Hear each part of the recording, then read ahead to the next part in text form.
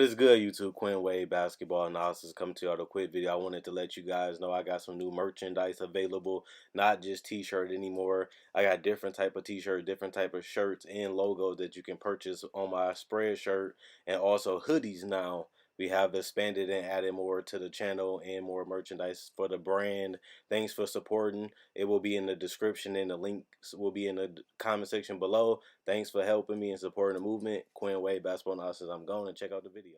What is good, YouTube? Quinn Wade Basketball Analysis coming to y'all with another video. We're going to talk about C J McCollum signing a 3-year extension for $100 million. That sounds like a whole lot of money, and it really is.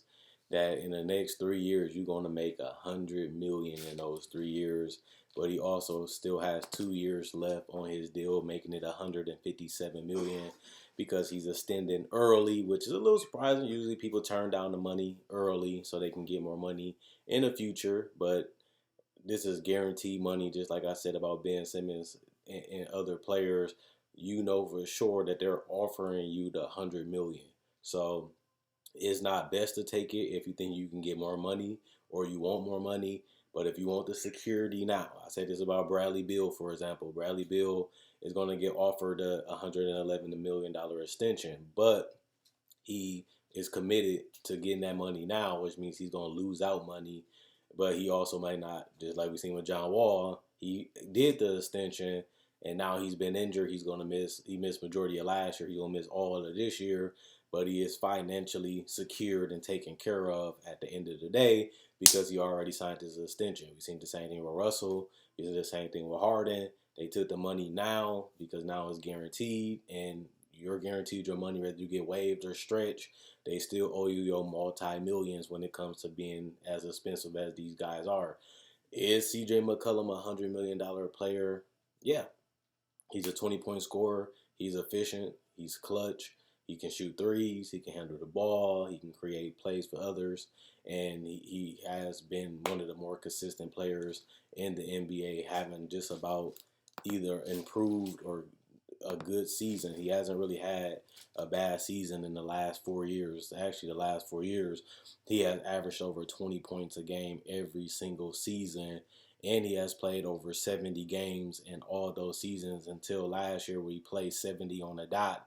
Other than that, he has been the model of health outside of his 2 years and his rookie and sophomore year. And the guy has been as good as it gets as a guy that's a second option. Is he a first option? I think CJ can be better than what he is, but will he be able to lead the team to a title? I doubt that because he's not the defender. Plus, he's not a takeover dominant scorer that can win you a series. Him and Dame just now got to the Western Conference Finals, showing you how hard it is. If they was in the East, they probably would have been did it by now. But the fact that they was in the West, they needed more talent, they need more help, and they needed to just dig deep. Dame hit the shot over Paul George, and CJ came and saved them against Denver, and they ultimately got beat by the best backcourt and one of the best duos in NBA history in Klay and Steph, who are going to be ready for them next year too if Klay does come back before the playoffs. So I think that this is a move that's smart. Portland has had trouble bringing in free agents for the last couple seasons. They haven't really had no marquee big free agent signing. They drafted Damian Lillard. They drafted C J McCollum, and they developed them, and they gave them better roles and bigger roles, and they was able to handle it. CJ was under Wes Matthews. He waited for his opportunity, and he ended up winning Most Improved Player, got his contract, got paid, and now he has known how they're going to use him. He knows the system because they had the same coach. They had the same GM. They have the same infrastructure. They have modified the system, and they have added to their games, and they do complement each other very well. It's just about, can you win a championship with Dame and CJ? That's why I cannot say they're a top 2 backcourt because they just now got to the Western Conference Finals, but it just cannot win a title. You get to the Western Conference Final, but you lose all 4 games, and you had a lead in those 4 games. In those 3 games, and you wasn't able to close out Golden State once. So to me, they still further than what people think. I think Houston would have beat them in a 7-game series if they would have got that second seed, but instead they lost their last 2 games, which dropped them to that seed where they had to fight Golden State in the second round.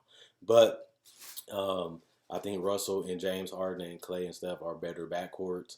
I think that they're up there in the top 5 when it comes to backcourts, but I haven't been able to really put them as a championship contender. Even Chris Paul and James Harden won 2 games against the um, Golden State Warriors. They even won 3 games the year before. So I still think that they got a little bit more to go. And even if you can't win the title with them as your backcourt, you have to still give that third guy, whether it's better than Dame and CJ or he just fits them so perfectly. They tried to find it with Hood.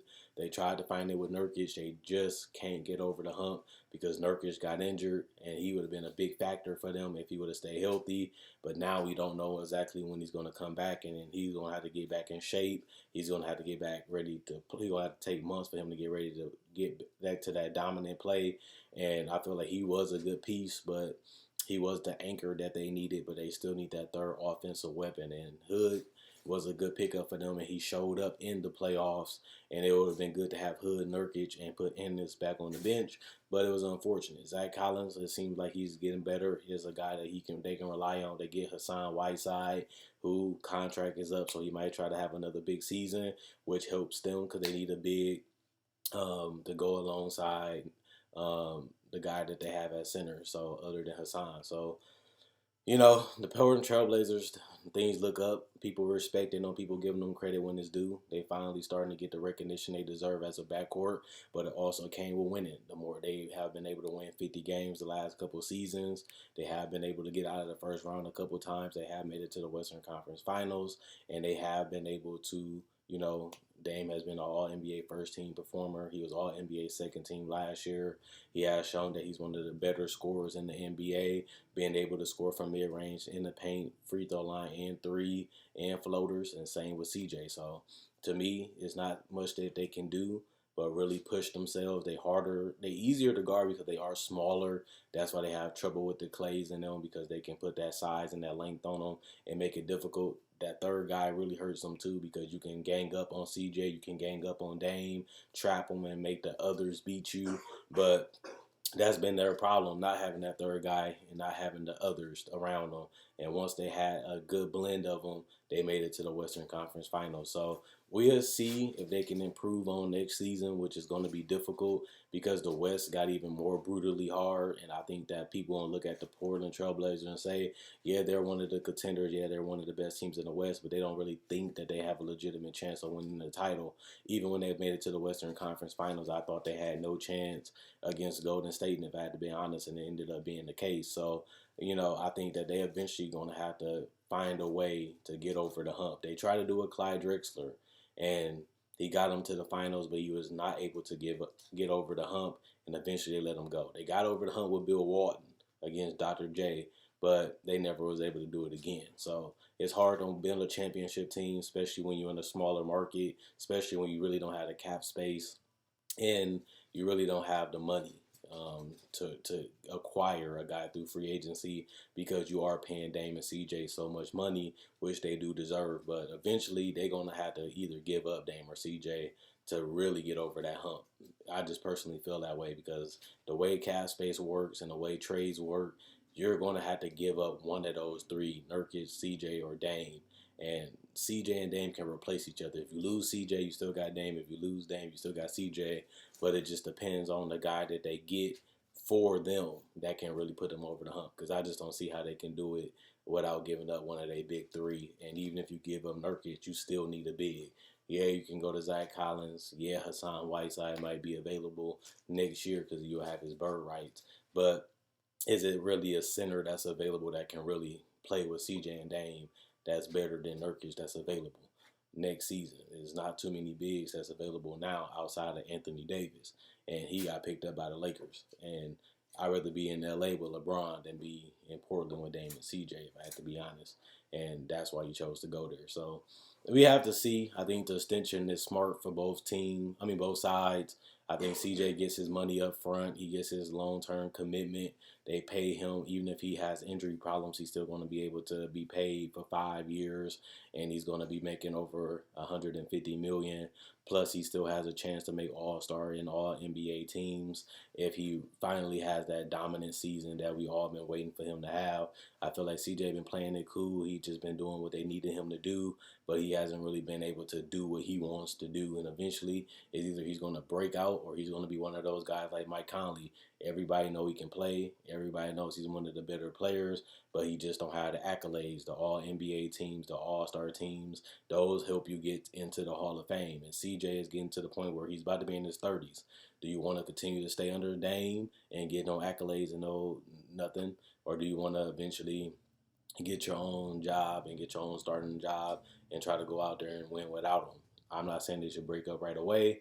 I'm not saying break up is the thing they got to do right now. They said they love their backcourt. They love having them together, and they believe in them, and they have shown that the last couple years, and they have shown that by giving both of them extensions this off season.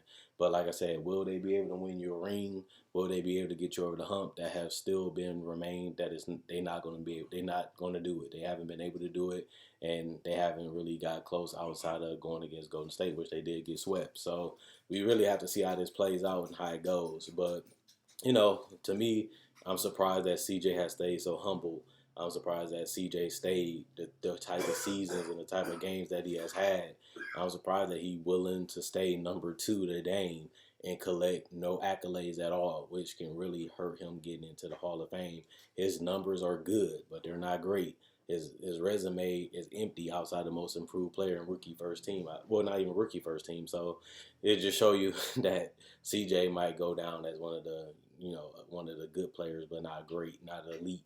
And he has the talent, he has the ability to do it. It's just that he loves playing in Portland. They love having him, and he fits right in with Dame. Only problem is he's never going to get the critical acclaim that he should and does deserve because he plays under Dame, and they basically the same player, just that Dame takes more shots. Other than that, that's all I got to say. Do you think CJ is worth the money? Do you think this is an overpay? Do you think that they're not going to get anywhere? Do you think that they're stuck? Do you think they are going to have to trade either Dame or CJ? Do you think that they should just keep them and just ride it out and see what happens? Do you think that they're getting to the point where they're almost in their 30s and it's either now or never? Or do you feel like they still got a couple more seasons in their prime to figure it out? Remember, there's a lot of teams that stayed together and never won. We've seen Russ and KD eventually break up. We've seen Carl and Stock never get over the hump. We've seen Sean Kemp and Gary Payton. We've seen a lot of great duos stay together but never get over the hump. We've seen a lot of great duos stay together and eventually got over the hump. So it's just about being patient, continuing and putting in the work, continuing to develop, and continuing to believe that, I'm one of the best players in the world, and eventually things will go our way, and we'll be ready to take that opportunity when it comes and eventually try to win it all. So it's a lot of players like Anthony Davis and James Harden that have never been to the NBA Finals, and Dame and CJ find themselves in that same predicament. So it could happen for them, but it also can happen for Dame and CJ. So you just got to be open. You just got to see how it plays out. You got to see what happens. And to me, you just got to be ready when the opportunity comes to when it's available. Just like we seen this year, they took it. They was able to take care of Denver. They was able to get to the Western Conference Finals, and that's the furthest they have been, but that shows you that they're capable of getting that far. Now it's about getting further and doing more damage in the playoffs, and with them, when they struggle in the playoffs, it's just mainly because they're either too little or they just don't have enough, and maybe one time that right player becomes available. Maybe it's going to come a time when it's time to go, they separate, and that gets one of them over the hump, or maybe they just going to be one of the best duos in the NBA to never win a ring. All these things are realistic. All these things could happen. We just won't know because we don't know the future. But that's the situation that they're in, and that's how they've been in for the last 7 years. And honestly and truthfully, it might be how they're going to be for the entire career too, or it might be the thing that they need to do to get over the hump. We don't know though. Let me know what you guys think in the comment section below. Check out my Facebook page, analysisplayground.com. Link will be in the description, comment section below. Check out my website, analysisplayground.com. Link will be in the description, comment section below. Thanks for everybody that likes on Facebook. Thanks for everybody that likes the videos. Thanks for everybody that comments. I like the activity that you guys have shown. I answered comments that make sense, if that makes sense. And also, at the end of the day, If you like this video, check out my older videos on my channel. I have many playlists. I break down rookies. I break down players. I break down summer league. I do cover the draft, and I got a mock draft up already. Not only that, I do podcasts, and I also talk about the game of basketball, whether it comes to summer league, free agency, trade deadline, buyouts, and also I cover top 10 discussions and stuff like that. So you like this type of video, you like the NBA, check out my older videos and my playlists. I enjoy making these videos. You guys enjoy watching. I'm gone.